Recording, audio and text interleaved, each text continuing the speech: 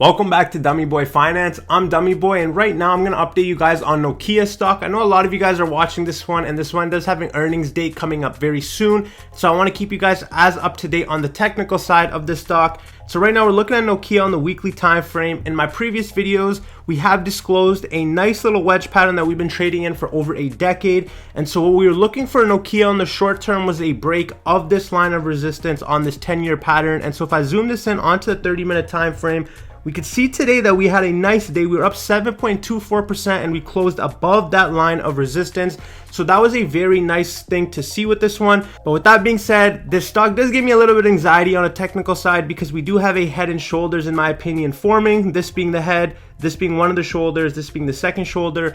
And so right now what I really want Nokia to do is hold this line as support. We have a earnings date coming up, and this is a 5G play that could have potential for the long term, but I'm looking at this in a short-term perspective just because the markets are looking a little shaky, and we're looking at a stock that has a lot of hype associated with it that has nothing to do with the company fundamentals itself.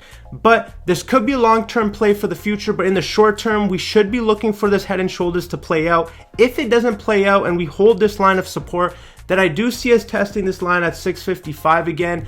If we have a positive earnings report, it could boost this one. But if we're looking at long-term, Nokia, a steady Freddy company that has been in the game for a very long time, that's had to reinvent themselves and now capitalizing on the 5G. If we're looking at competition like Huawei getting banned in a lot of countries, that looks good for Nokia. And so on a short-term technical basis, it is looking a little bit bearish to me, but it was a good closeout today. Long-term Nokia could be a good hold for the 5G era, but the earnings will tell us a little bit more. And so I'm very excited to see what happens on February 4th and what happens after earnings and how they did. And so that will give me a better indication if this is going to be a nice long-term hold or this is going to break down with this head and shoulders pattern. And so again, I'm going to keep you guys as updated with this one. Overall, nice close today with Nokia. Very excited to see how this one goes. So if you guys like this video, don't forget to like. We are on that road to 10K subs. So if you made it to this point, feel free to hit that subscription button. This is Dummy Boy Finance. I'm Dummy Boy, and I'll see you guys in the next one.